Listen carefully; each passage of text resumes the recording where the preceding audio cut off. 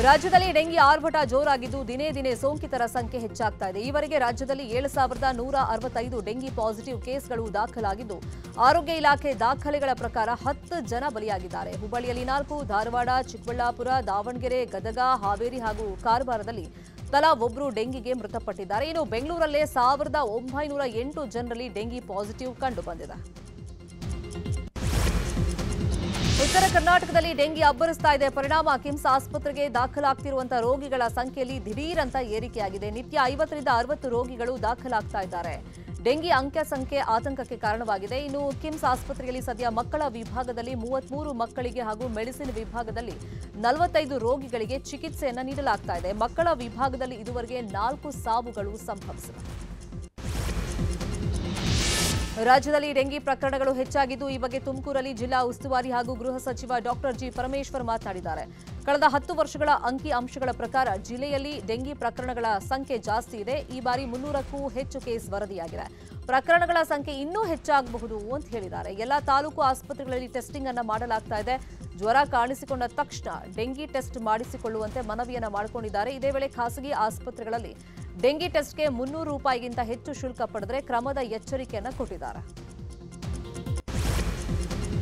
ಕೋಲಾರ ಜಿಲ್ಲಾ ಆರೋಗ್ಯ ಇಲಾಖೆಯಿಂದ ಡೆಂಗಿ ಪ್ರಕರಣಗಳನ್ನು ಎದುರಿಸಲು ಜಿಲ್ಲಾ ಆರೋಗ್ಯ ಇಲಾಖೆ ಎಲ್ಲ ಸಿದ್ಧತೆಗಳನ್ನು ಮಾಡಿಕೊಂಡಿದೆ. ಜಿಲ್ಲೆಯಲ್ಲಿ ಜನವರಿಯಿಂದ ಇದುವರೆಗೆ 686 ಮಂದಿಗೆ ಡೆಂಗಿ ಪರೀಕ್ಷೆಯನ್ನು ಮಾಡಲಾಗಿದ್ದು 57 ಮಂದಿಯಲ್ಲಿ ಸೋಂಕು ಪತ್ತೆಯಾಗಿದೆ. ಆದರೆ ಎಲ್ಲರೂ ಗುಣಮುಖರಾಗಿದ್ದು ಯಾವುದೇ ಸಾವು ಸಂಭವಿಸಿಲ್ಲ.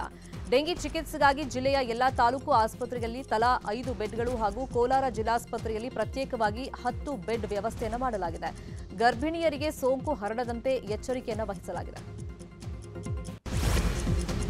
ಡೆಂಗಿ ಕೇಸ್ಗಳು ಹೆಚ್ಚಾಗ್ತಾ ಇರೋದು ಸರ್ಕಾರಕ್ಕೆ ಟೆನ್ಷನ್ ತಂದಿಟ್ಟಿದೆ. ಈ ಸಂಬಂಧ ಇವತ್ತು ಸಿಎಂ ಸಿದ್ದರಾಮಯ್ಯ ಎಲ್ಲ ಜಿಲ್ಲಾಧಿಕಾರಿಗಳು, ಸಿಇಒಗಳು ಮತ್ತು ಹಿರಿಯ ಅಧಿಕಾರಿಗಳ ಸಭೆಯನ್ನು ಕರೆದಿದ್ದಾರೆ.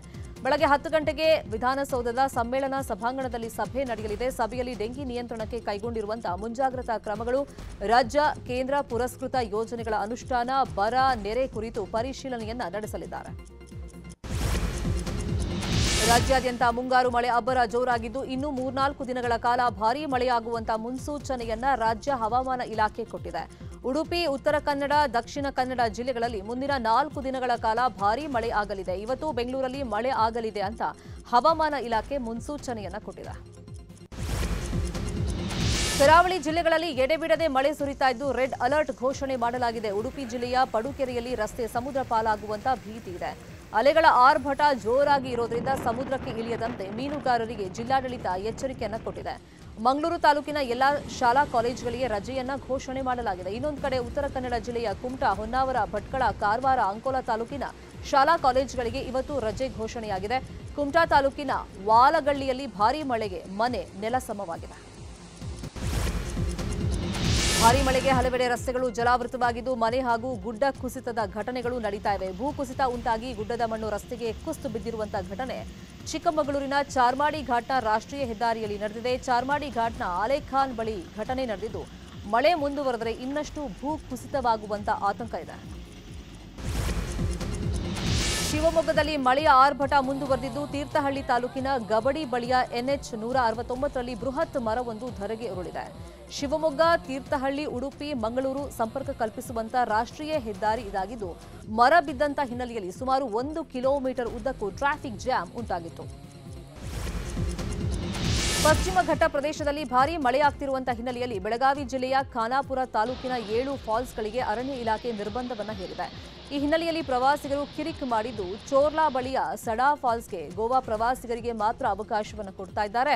ಕರ್ನಾಟಕದವರಿಗೆ ಒಳಗಡೆ ಬಿಡ್ತಾ ಇಲ್ಲ ಅಂತ ಹೇಳಿ ಪ್ರವಾಸಿಗರು ಆಕ್ರೋಶವನ್ನ ಹೊರಹಾಕಿದ್ದಾರೆ.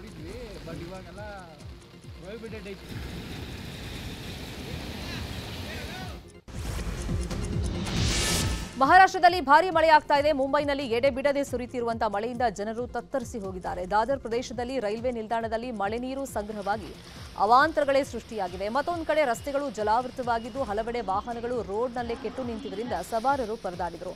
ಮೊಣಕಾಲುದ್ದ ನೀರಲ್ಲೇ ಕಾರ್ ತಳ್ಳಿಕೊಂಡು ಸವಾರರು ರೋಡ್ ಕ್ರಾಸ್ ಮಾಡಿದರು.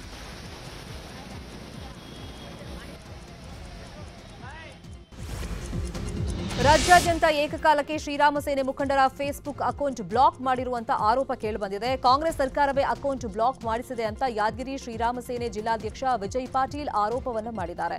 ಶ್ರೀರಾಮ ಸೇನೆ ಮುಖ್ಯಸ್ಥ ಪ್ರಮೋದ್ ಮುತಾಲಿಕ್ ಸೇರಿದಂತೆ 18 ಜಿಲ್ಲಾಧ್ಯಕ್ಷರ ಫೇಸ್ಬುಕ್ ಬ್ಲಾಕ್ ಮಾಡಲಾಗಿದೆ. ರೇಣುಕಾಸ್ವಾಮಿ ಕೊಲೆ ಕೇಸಲ್ಲಿ ನಟ ದರ್ಶನ್ ಜೈಲು ಸೇರಿ 17 ದಿನ ಆಗೋಯಿತು. ಇವತ್ತಿಗೆ ರೇಣುಕಾಸ್ವಾಮಿ ಕೊಲೆಯಾಗಿ ಭರ್ತಿ 1 ತಿಂಗಳು. ಈವರೆಗೆ ಕೇಸಲ್ಲಿ 17 ಜನರ ಬಂಧನ ಆಗಿದೆ. 180ಕ್ಕೂ ಹೆಚ್ಚು ಸಾಕ್ಷ್ಯಗಳನ್ನು ಪೊಲೀಸರು ಕಲೆ ಹಾಕಿದ್ದಾರೆ. ಕಳೆದ 17 ದಿನಗಳಿಂದ ಸ್ಟಾರ್ ನಟ ದರ್ಶನ್ ಸೆಂಟ್ರಲ್ ಜೈಲಲ್ಲಿದ್ದಾರೆ. ದರ್ಶನ್ ಹಾಗೂ ಪವಿತ್ರ ಸ್ನೇಹಿತೆ ಸಮತಾಗೆ ಟೆನ್ಷನ್ ಶುರುವಾಗಿದೆ. ಸಮತಾ ಪವಿತ್ರ ಗೌಡ ಹಾಗೂ ದರ್ಶನ್ ಭೇಟಿ ಮಾಡಿ ಜೈಲಲ್ಲಿ ಒಂದಿಷ್ಟು ಹೊತ್ತು ಮಾತನಾಡಿಸಿ ಬಂದಿದ್ರು.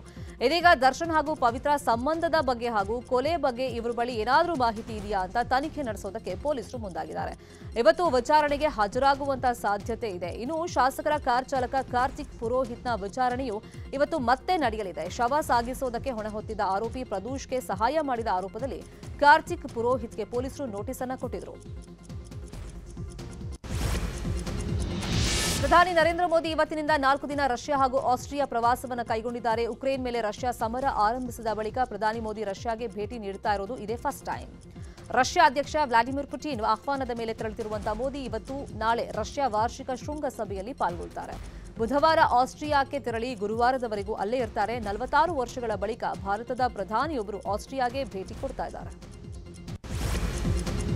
ಹಿಂಸಾಚಾರ ನಡೀತಾ ಇರುವಂತಹ ಮಣಿಪುರಕ್ಕೆ ಪ್ರಧಾನಿ ಮೋದಿ ಭೇಟಿ ಕೊಡ್ತಾ ಇಲ್ಲ ಅಂತ ಸತತ ವಾಗ್ದಾಳಿ ನಡೆಸ್ತಾ ಇದ್ದ ಕಾಂಗ್ರೆಸ್ ನಾಯಕ ರಾಹುಲ್ ಗಾಂಧಿ ಇವತ್ತು ಮಣಿಪುರಕ್ಕೆ ಭೇಟಿ ಕೊಡ್ತಾ ಇದ್ದಾರೆ. ವಿಪಕ್ಷ ನಾಯಕನಾದ ಬಳಿಕ ಇವತ್ತು ಮಣಿಪುರಕ್ಕೆ ಮೊದಲ ಭೇಟಿ ಇರುವುದು. ಇತ್ತೀಚೆಗೆ ಹಿಂಸಾಚಾರ ನಡೆದ ಜಿರಿಬಾಮ್ ಜಿಲ್ಲೆಗೆ ರಾಹುಲ್ ಗಾಂಧಿ ಭೇಟಿ ನೀಡಿ ಸಂತ್ರಸ್ತರಿಗೆ ಸಾಂತ್ವನ ಹೇಳಿದರು. ಪರೀಕ್ಷಾ ಅಕ್ರಮ ಹಾಗೂ ಪ್ರಶ್ನೆ ಪತ್ರಿಕೆ ಸೋರಿಕೆ ವಿವಾದಗಳಿಗೆ ಗುರಿಯಾಗಿರುವಂತಹ ನೀಟ್ ರದ್ದು ಕೋರಿ ಸಲ್ಲಿಕೆಯಾಗಿರುವಂತಹ 38 ಅರ್ಜಿಗಳನ್ನು ಇವತ್ತು ಸುಪ್ರೀಂ ಕೋರ್ಟ್ ವಿಚಾರಣೆಗೆ ಕೈಗೆತ್ತಿಕೊಳ್ಳುತ್ತೆ. ಮುಖ್ಯ ನ್ಯಾಯಮೂರ್ತಿ ಡಿವೈ ಚಂದ್ರಚೂಡ್, ನ್ಯಾಯಮೂರ್ತಿಗಳಾದ ಜೆಬಿ ಪರ್ದಿವಾಲಾ, ಮನೋಜ್ ಮಿಶ್ರಾ ಅವರ ಪೀಠದಲ್ಲಿ ಅರ್ಜಿಗಳು ವಿಚಾರಣೆ ನಡೆಯಲಿವೆ. ಕರ್ನಾಟಕಕ್ಕೆ ನಾವು ಬೇಕಾದಷ್ಟು ಅಕ್ಕಿ ನೀಡೋಕೆ ಸಿದ್ಧರಿದ್ದೀವಿ, ಆದರೆ ರಾಜ್ಯ ಸರ್ಕಾರ ಮಾತ್ರ ಅಕ್ಕಿ ತಗೊಳ್ತಾ ಇಲ್ಲ. ಯಾಕಂದ್ರೆ ಸರ್ಕಾರದ ಬಳಿ ಅಕ್ಕಿ ಖರೀದಿಗೂ ಹಣ ಇಲ್ಲ ಅಂತ ಪರಿಸ್ಥಿತಿ ಬಂದಿದೆ ಅಂತ ಹೇಳಿ ಕೇಂದ್ರ ಆಹಾರ ಸಚಿವ ಪ್ರಹ್ಲಾದ್ ಜೋಶಿ ಹೇಳಿಕೆಯನ್ನು ಕೊಟ್ಟಿದ್ದಾರೆ. ಕೇಂದ್ರ ಸರ್ಕಾರ ಅಕ್ಕಿ ನೀಡ್ತಾ ಇಲ್ಲ ಅಂತ ಸಿಎಂ ಸಿದ್ದರಾಮಯ್ಯ ಆರೋಪ ಮಾಡ್ತಾ ಇದ್ದಾರೆ. ಕಳೆದ ಬಾರಿ ಅಕ್ಕಿ ಸಂಗ್ರಹ ಕಡಿಮೆ ಇದ್ದಂತ ಕಾರಣ ಎಲ್ಲ ರಾಜ್ಯಗಳಿಗೂ ಅಕ್ಕಿ ವಿತರಣೆಯನ್ನ ಸ್ಥಗಿತಗೊಳಿಸಲಾಗಿತ್ತು. ಆದರೆ ಈಗ ನಾವು ಅಕ್ಕಿ ಕೊಡೋಕೆ ರೆಡಿ ಇದ್ದೀವಿ, ಬೇಕಾದ್ರೆ ಖರೀದಿಸಿ ಜನರಿಗೆ ನೀಡಲಿ ಅಂತ ಹೇಳಿ ಜೋಶಿ ಸವಾಲನ್ನು ಹಾಕಿದ್ದಾರೆ. ರಾಜ್ಯ ಸರ್ಕಾರಿ ನೌಕರರಿಗೆ 7ನೇ ವೇತನ ಆಯೋಗದ ಶಿಫಾರಸನ್ನು ಜಾರಿಗೊಳಿಸಬೇಕು. ನೂತನ ಪಿಂಚಣಿ ಯೋಜನೆ ಕೈಬಿಟ್ಟು ಹಳೆ ಪಿಂಚಣಿ ಯೋಜನೆ ಮುಂದುವರಿಸಬೇಕು. ಆರೋಗ್ಯ ಸಂಜೀವಿನಿ ಯೋಜನೆ ಜಾರಿಗೊಳಿಸಬೇಕು ಅಂತ ಒತ್ತಾಯಿಸಿ ಅನಿರ್ದಿಷ್ಟಾವಧಿ ಮುಷ್ಕರಕ್ಕೆ ರಾಜ್ಯ ಸರ್ಕಾರಿ ನೌಕರರ ಸಂಘ ನಿರ್ಧರಿಸಿದೆ. ಈ ತಿಂಗಳ ಕೊನೆಯಲ್ಲಿ ಅಥವಾ ಆಗಸ್ಟ್ ಆರಂಭದಲ್ಲಿ ಮುಷ್ಕರಕ್ಕೆ ನಿರ್ಧಾರವನ್ನು ಮಾಡಲಾಗಿದೆ. 7ನೇ ವೇತನ ಆಯೋಗ ಶಿಫಾರಸನ್ನ ಜಾರಿಗೆ ತರುವುದಕ್ಕೆ 18,000 ಕೋಟಿ ಬೇಕು ಅಂತ ಗೃಹ ಸಚಿವ ಡಾಕ್ಟರ್ ಜಿ ಪರಮೇಶ್ವರ್ ಹೇಳಿದ್ದಾರೆ. 6ನೇ ವೇತನ ಆಯೋಗ ಜಾರಿಗೆ ತಂದಿದ್ದು ನಮ್ಮ ಸರ್ಕಾರ. 7ನೇ ವೇತನ ಆಯೋಗ ಶಿಫಾರಸು ಜಾರಿಗೆ 18,000 ಕೋಟಿ ಹಾಗೂ ಓಪಿಎಸ್ ಜಾರಿಗೆ 106 ಕೋಟಿ ರೂಪಾಯಿ ಬೇಕು. ಒಂದೇ ದಿನದಲ್ಲಿ ಎಲ್ಲವನ್ನೂ ಜಾರಿಗೆ ತರೋಕೆ ಸಾಧ್ಯ ಇಲ್ಲ, ಅದಕ್ಕಾಗಿ ತಾಳ್ಮೆಯಿಂದ ಇರಿ ಅಂತ ಪರಂ ಹೇಳಿದ್ದಾರೆ.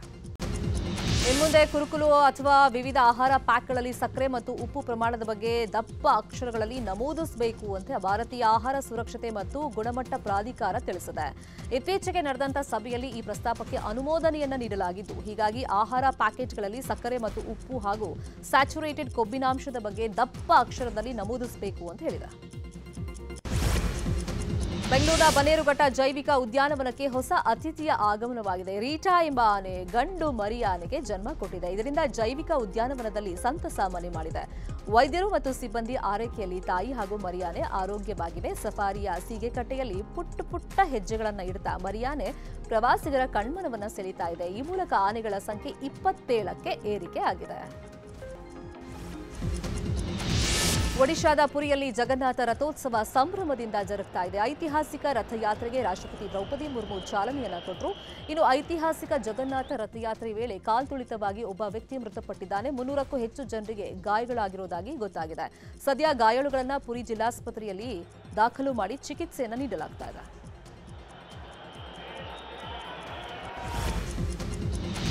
ಬೀದರ್ನಲ್ಲೂ ಜಗನ್ನಾಥನ ಅದ್ದೂರಿ ರಥೋತ್ಸವ ಜರುಗಿದೆ. ನಗರದ ಗುಂಪಾ ಬಳಿಯಿಂದ ಆರಂಭವಾದ ರಥೋತ್ಸವದಲ್ಲಿ ಸಾವಿರಾರು ಭಕ್ತಾದಿಗಳು ಪಾಲ್ಗೊಂಡಿದ್ದರು. ಲಕ್ಷ್ಮೀ ಸತ್ಯನಾರಾಯಣ ದೇವಸ್ಥಾನದಿಂದ ಆರಂಭವಾದ ರಥೋತ್ಸವವು ಬೊಮ್ಮಗುಂಡೇಶ್ವರ ವೃತ್ತ, ಬಸವೇಶ್ವರ ವೃತ್ತ, ಅಂಬೇಡ್ಕರ್ ವೃತ್ತದ ಮೂಲಕ ಚಿಕ್ಕಪೇಟೆಯಲ್ಲಿರುವಂತಹ ಜಗನ್ನಾಥ ದೇವಸ್ಥಾನಕ್ಕೆ ತಲುಪಿತು. ಹಿಂದೂಗಳ ಪವಿತ್ರ ಅಮರನಾಥ ಯಾತ್ರೆ ಆರಂಭವಾದ ಒಂದು ವಾರದಲ್ಲೇ ಉಷ್ಣ ಹವೆಯ ಕಾರಣ ಗುಹೆಯಲ್ಲಿರುವಂತಹ ಹಿಮಲಿಂಗ ಕರಗತೊಡಗಿದೆ. ಭಾರತದ ಉತ್ತರ ಹಾಗೂ ಮಧ್ಯ ಭಾಗಗಳಲ್ಲಿ ಮೇ ತಿಂಗಳಿಂದ ಅಧಿಕ ತಾಪಮಾನ ವರದಿಯಾಗ್ತಾ ಇದ್ದು, ಇದರ ಪರಿಣಾಮ ಹಿಮಲಿಂಗದ ಮೇಲೂ ಆಗಿದೆ. ಈ ನಡುವೆ ಅಮರನಾಥಕ್ಕೆ ತೆರಳುತ್ತಿರುವಂತಹ ಮಾರ್ಗದಲ್ಲಿ ಭಾರೀ ಮಳೆಯಾಗ್ತಾ ಇದೆ. ಈ ಹಿನ್ನೆಲೆಯಲ್ಲಿ ಮುನ್ನೆಚ್ಚರಿಕೆ ಕ್ರಮವಾಗಿ ಗುಹೆ ತಲುಪುವ 2 ಮಾರ್ಗಗಳನ್ನು ತಾತ್ಕಾಲಿಕವಾಗಿ ಮುಚ್ಚಲಾಗಿದೆ.